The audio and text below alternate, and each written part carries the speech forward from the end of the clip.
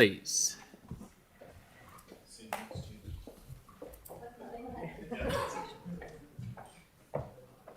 I'm going ahead.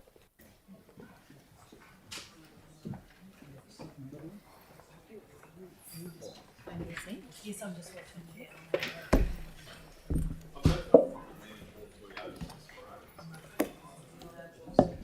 Okay, guys, welcome. Sorry to keep you waiting. Thank you. That's fine. Good morning, everyone. Good morning, councillors. My name is Simon Shelton. I'm the chair of the Banks Peninsula Conservation Trust, and with me this morning is Marie Burnett. She's our general manager, and Dr. David Miller, who is a trustee and also heads up the Pest-free Banks Peninsula, our largest project. So this morning, I'd just like to start off with a thank you. The council are very supportive and evidenced in funding that is provided to the Conservation Trust, which we're very grateful for. So, and it's also a representation of the alignment between conservation values that we see the council do prioritise conservation and see the benefits of biodiversity in the environment for prosperity, both commercially and for well-being of people. So thank you for that. I'd also just like to give a special thanks to Tyrone Fields, very supportive of the Banks Peninsula Conservation Trust and the initiatives that we do, and we really value the relationship that we have with the Christchurch City Council and the meetings that we have on a regular basis, both at a strategic level and operationally. Just a bit about the Banks Peninsula Conservation Trust, and I will take the paper as read, so I won't go into specific detail that's in there, but Banks Peninsula Conservation Trust has been around for 24 years. It's a well-established trust. It's a very credible trust within our community. We've got around 35 staff. We're based out in a premises in Taitap, and we work across the peninsula, including Port Hills, on a number of different projects which are set out within the paper. The trust was born out of a relationship between local and regional council and landowners, and with its primary purpose to covenant land to protect it for conservation and biodiversity. And to that day, that remains the primary purpose of the trust. Habitat protection is our primary purpose, with 108 conservation covenants, which provide legal protection and increase biodiversity across the peninsula, and that has specific things like old remnant forest, or naturally uncommon ecosystems, and regenerating native bush, which you'll see as you drive across the peninsula, which just goes from strength to strength, which we're very proud of. Not to mention the pest control program, which David will talk in more detail, but the elimination of possums, goats, and pigs is our main priority at the moment, and that brings anything from more fruit on fruit trees to roses growing in people's gardens to biodiversity of native bush, which helps sequester carbon. The other success that I would highlight is the reintroduction of tui. So in the 1990s, it was believed that tui were locally extinct. They weren't on the peninsula any longer. To date, we continue to undertake ecologically led monitoring using scientists to track the growth of tui and other species within the area, and that's a real success and evidence of our hard work and what can happen with good relationships, funding and good strategy. So I will leave it there and leave the rest of the time for questions. We're really open to hearing what you may have to ask for us. Yep, Tyrone. Well, did you put your hand up? I haven't put my hand up yet, Your Worship, but yeah, I haven't. I'll allow my colleagues to come. Okay, I talk to Simon regularly. Would anyone else like to have Kelly, please? Yeah, you talked a little bit about pest control. How big a problem is deer, or are deer becoming in Banks Peninsula? Because we heard from somebody that goats had been largely eradicated, but there's a growing deer problem. Are you aware of that? Certainly, yeah. Yeah, I'll give a summary and I'll let Marie get into specifics. But deer are a problem across the peninsula. So any feral ungulates they trample a lot and they cover a lot of ground. So they destroy the undergrowth of the forest. Deer have a particular issue because they're a species that people like to hunt as well. So we know that they're a pest, and we believe we know from science that there's benefits in removing them, but it will be one of the more challenging pests to remove. Because people, because they're on land and people do like to hunt them, and they cause harm to the environment. And they're cunning. They're hard to find. Oh yeah. I mean, we certainly think we have a strategy around feral ungulates. You're right, feral goats have been eradicated from the peninsula, and we have an ongoing monitoring program to ensure farmed goats don't become feral goats. And the City Council was very much part of that project and invested in it, both in terms of dollars and staff resource. We're now working really closely around feral pigs. David will speak to that a little bit further. We've intentionally left feral deer to be the third ungulate issue to tackle. And that's for two reasons, probably. One, we're learning a lot around how to do the work. As we've done the goat project, and now we're working on pigs. There are similarities. But as Simon says, it's the social license piece. You know, to be successful in eradicating or eliminating a species, you absolutely have to have community engagement. You have to have landowners allowing you on your land. You need the hunting community to engage or not engage in a particular way. And until you have that widespread community support, you won't be successful in eliminating the species. The community support piece for deer is much more challenging because venison is a far more attractive proposition for hunters and local farmers. We've had reports in the last 2 or 3 days. In fact, a prominent local citizen was nearly taken out driving down from the hilltop down towards Devotional by 2 adult deer with very impressive antlers. And so asking our colleagues within the City Council Parks team about it, there are known herds of breeding deer in the southern bays and migrating across, as Simon was indicating. So it's an issue. We also know they're an issue, it's a really significant issue in the southern Port Hills, putting pressure even into almost residential sorts of properties through Taitap and Horswell. Yeah, because I guess it would be really complicated because I'm assuming there are some farmers who will want to absolutely eradicate them, but there'll be others who want to keep their land, a number of deer on their land to shoot privately and with their mates, etc. Yeah, so I guess that's going to be a really tricky problem to address, and since they move about so much as well. Yeah. Totally. And I'd like to know where those stags were, by the way. No, this is good discussion. Thank you, Kelly. Tyrone, please. Kia ora, thank you for your submission and put on the spot by the Mayor, but it's good. I think, generally around this table, like I know for a fact that, the Trust is very well supported. We know what great work that you do. But so we had the LTP last year and that kind of manifested through that in terms of grant funding and then the Environmental Partnerships Fund and that. So we're sort of, as a kind of a check-in as we move towards the next LTP, how are things sort of tracking along? Are there any ways that we can further support the Trust, things that aren't quite clear, the way that we're supporting you, or just how we can sort of manage that relationship, improve that relationship in terms of funding or in support in kind or whatever? Well, from a BPCT perspective, we can't state enough how much we value this relationship. We think the alignment with the Christchurch City Council biodiversity strategy and what we're trying to achieve through the ecological vision is really strong. A lot of our projects we talk about community-led and agency-supported, where the work we're doing is about meeting the biodiversity aspirations for our community, but it's very much aligned with what you have in your strategy documents and the funding support and also the operational support we receive on the ground from your staff. We couldn't value more.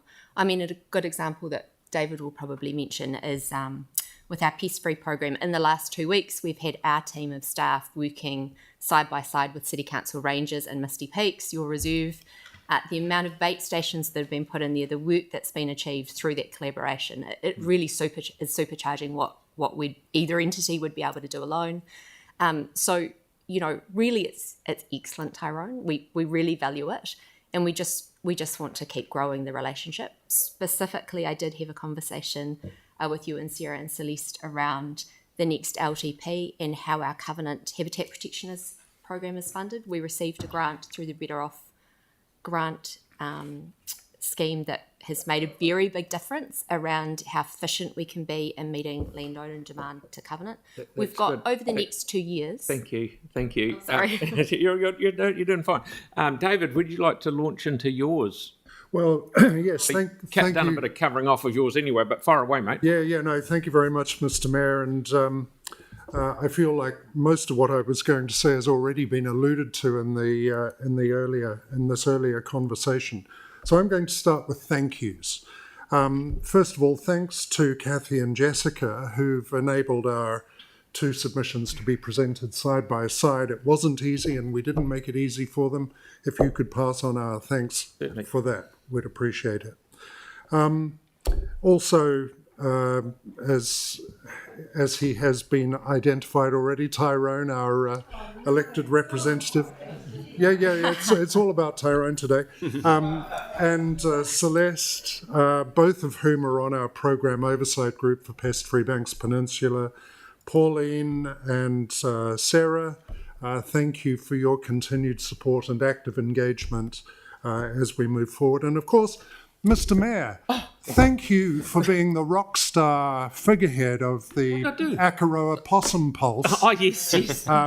Without which we wouldn't have had nearly the success we had. So we know we're among friends here, and we just so value And the we can all collaboration see we've the had. difference, as you said, when you drive over there, you're starting to see it happen. And if we have deer trampling it, and one of my favourites at the moment is Canada geese. If we can sort of Oh, yes, get them, please. if you get them turned into a pest, and I think that's being worked on as we speak, it's going to make life so much easier. I just found out the other day they have a kilogram of waste comes out of a Canada goose every day.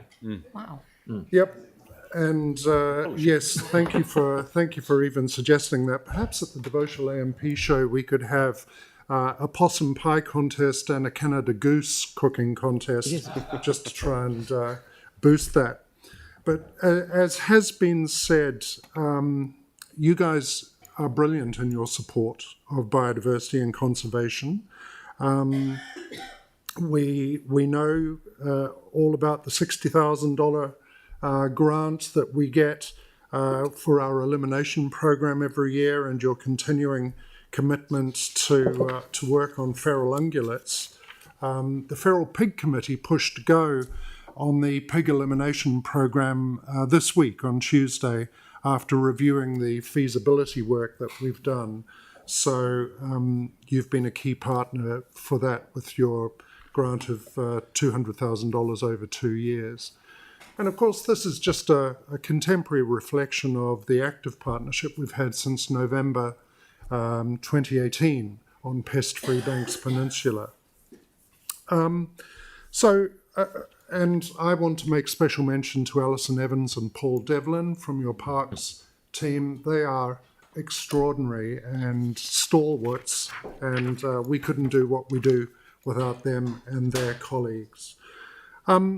We've talked about feral ungulates, and yes, we have eliminated feral goats from the True Peninsula, and we've got this feral pig program which came straight out of the feral goat program because we test methodologies as we go.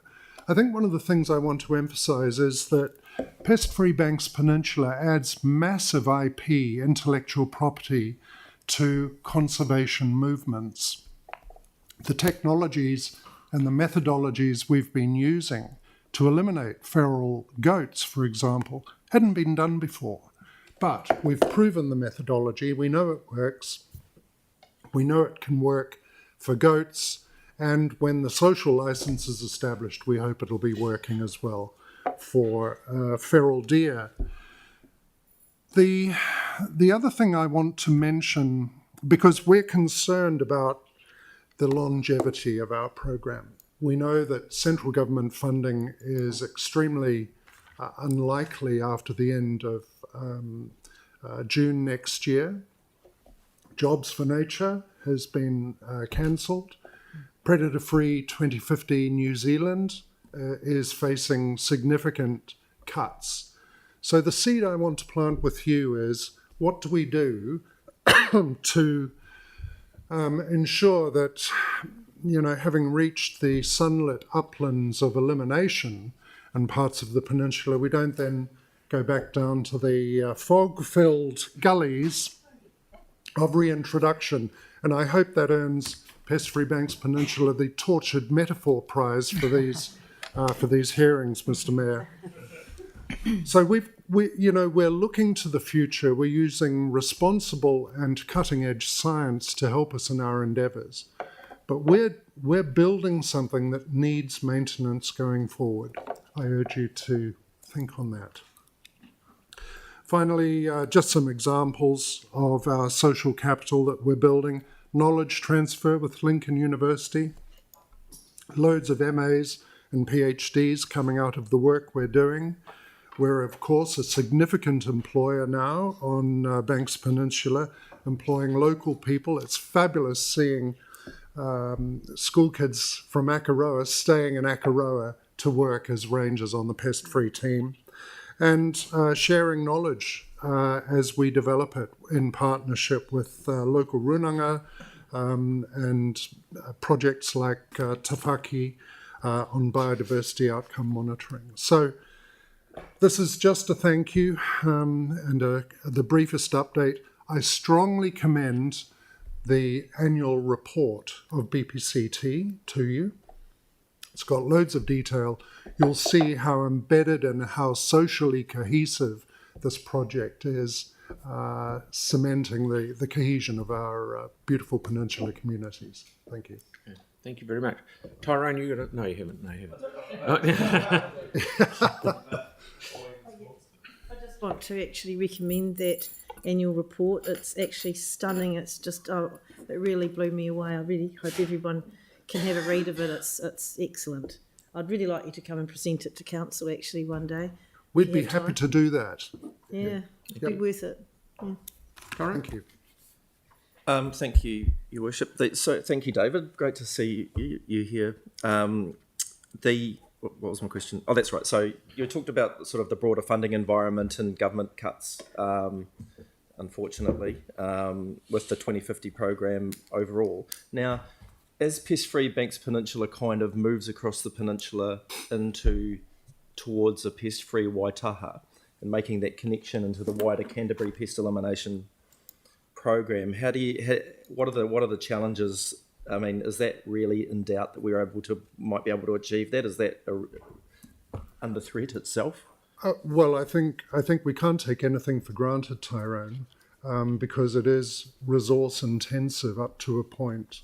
I can see Marie wants to say something, but what I would just like to say is we want to avoid our collaborators becoming our competitors for a shrinking conservation dollar. It's of crucial importance that as we go towards pest-free Waitaha, that we're going on the same page, that we understand our linkages and that we're not in competition, it's part of a collaboration. So that'll be an important thing for the Project Oversight Group, of which you're a member, to help ensure, I think, going forward. Marie. Right, you are the last one before lunch, Celeste, please. Because we are 10 minutes late. What they say. Thank you for coming in. And just in terms of your comments about the changes to the wider funding environment, sort of taking into account that we're very supportive and, it is far less efficient to kind of, if we're looking at continuing and holding the line, understanding where we can do that. You mentioned the funding that we have for those extra staff to do some of that work, which I think runs out in FY27. Would it be useful to get some information to look at where some of those changes will be coming through so that we can be proactive? So if the council was of a mind of making sure that there was funding in place for those people to stay on, we could look at that. That'd be useful. Yeah, Celeste, are you referring to the team that's funded by Jobs for Nature within That's the it, city? Yeah. Yeah, so things like that, would that be useful for us to pick up and come back with some more information so we can start looking at that? Well, I think certainly thinking about how you're resourcing your ranger team, absolutely, because we do, our reality is that post June 2026, there's going to be a significant funding gap from central government, and our ability to move, onwards in the landscape, we're going to have to reconsider a funding model. Yeah. Every resource that any of our partners can add to effort on the ground, like your Jobs for Nature funded rangers, is absolutely assisting us to be more impactful and move forward. And in a retreating or reducing funding environment, it absolutely makes a difference. But it's probably an internal conversation for how the council's thinking about resourcing that. Thank you very much. Thank you. That's really good. And so thank you so much for what you do. And thank you for letting Tyrone speak as many times as he did. Thank you very much, everybody. Thank you. Well Much done. appreciated. Okay, guys, we will. It doesn't matter that we're having. We were going to have an hour for lunch, but we're going to have a wee bit less because it's Saturday and we don't need to be doing that.